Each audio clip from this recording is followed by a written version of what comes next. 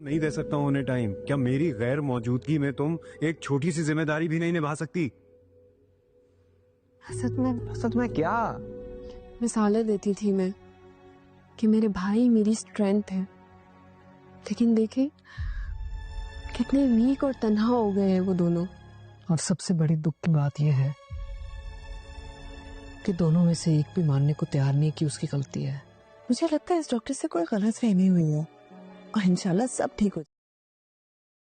अस्मा को बिल्कुल भी टाइम नहीं दे रही होगी। उसे लगता है कि वो उसकी माँ की कातिल है, इसीलिए तो जब उसकी लापरवाही की वजह से अस्मा की हालत बिगड़ जाएगी और जब इस बात का पता असद को लगेगा तो वो अरूसा पर गुस्सा होकर यही कहेगा कि मेरे पास तो टाइम नहीं है, कम से कम तुम तो मेरी मम्मा को टाइम दे दिया करो और उनके पास बैठा करो, उनकी मेडिसिन का भी ख्याल रखा करो।